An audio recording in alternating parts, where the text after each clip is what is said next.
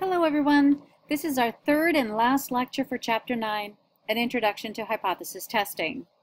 In this lecture video, we will discuss decision errors and power. Because the hypothesis test relies on sample data, and because sample data are not completely reliable, there is always the risk that misleading data will cause the hypothesis test to reach a wrong conclusion. Hypothesis testing is an inferential process. It uses limited information to reach general conclusions. Sample data are used to draw conclusions about a population. There is always some probability of error in the results. Two types of errors are possible: type 1 errors and type 2 errors. Type 1 error is the probability of rejecting the null hypothesis when it is in fact true. Type 1 errors occur when the sample data appear to show an effect when in fact there is no effect or difference.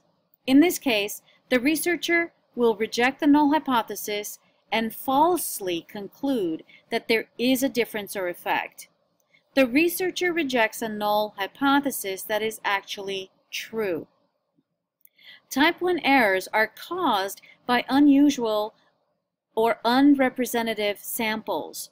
Just by chance, the researcher selects an extreme sample with the result that the sample falls in the rejection region even though there was no actual effect or difference. The probability of making a type 1 error is equal to alpha.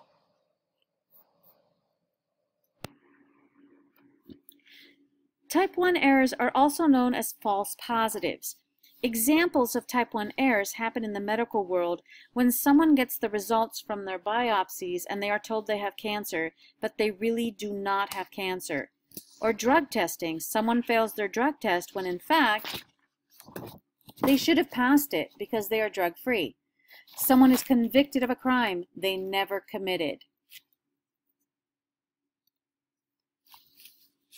Type 2 error is the probability of not rejecting the null when it is in fact false. Type 2 errors occur when the sample does not appear to show an effect or difference when in fact there is a true effect or difference. In this case, the researcher will fail to reject the null hypothesis and falsely conclude that there is no difference or effect. The hypothesis test failed to detect a real effect or difference. Type 2 errors are commonly the result of a very small effect.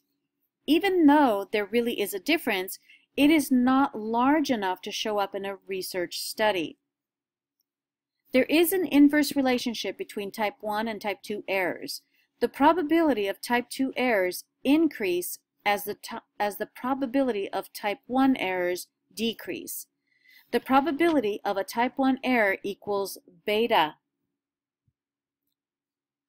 Type 2 errors are also known as false negatives. Examples of type 2 errors happen in the medical world too. Someone goes to the hospital and they are sent home when they should have been admitted to the hospital. The test did not find the bigger problem. Or lie detector testing. Someone passes the lie detector test when in fact they should have failed it because they are lying through their teeth. Someone is acquitted for a crime they actually committed. Here is the table of decision errors, or what we fondly refer to as the confusion matrix, because it tends to confuse students. This table shows that there are 4 decisions we could make. 2 decisions are errors, type 1 error, type 2 error, and 2 of them are correct decisions. Power, 1 minus beta, or alpha, not alpha. Alpha is type 1 error. Probability is 1 minus alpha, which is the correct decision.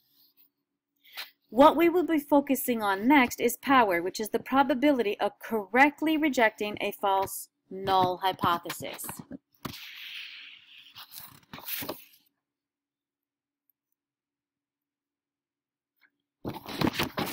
Power is the probability of detecting an effect that truly exists.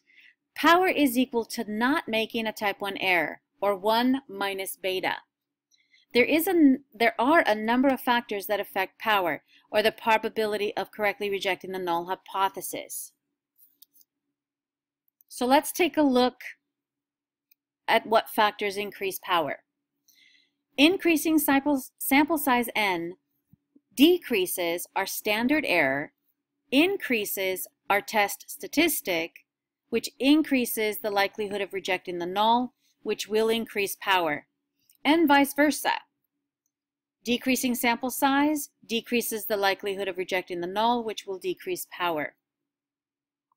Increasing alpha increases the rejection area, increases the likelihood of rejecting the null, which will increase power, and vice versa. Increasing mean differences between sample mean and population mean increases our test statistic, increases likelihood of rejecting the null, which will increase power, and vice versa. Increasing effect size increases power, and vice versa. Decreasing standard deviation, population standard deviation, sigma, decreases standard error, which increases our test statistic, increases likelihood of rejecting the null, which will increase power, and vice versa. Conducting a one-tailed or directional hypothesis test increases the rejection area, which increases the likelihood of rejecting the null, which will increase power, and vice versa. A two-tailed test decreases our rejection area, decreases likelihood of rejecting the null, which will decrease power. This leads us into the factors that affect hypothesis testing, which are related to power. So increasing sample size n decreases our standard error. It increases our test statistic, which increases the likelihood of rejecting the null, and vice versa. Increasing mean differences between sample mean and population mean increases our test statistic, which increases the likelihood of rejecting the null, and vice versa. Decreasing standard deviation, sigma, decreases standard error, increases the test statistic, which increases the likelihood of rejecting the null, and vice versa. One last thing we need to discuss is the assumptions for hypothesis testing.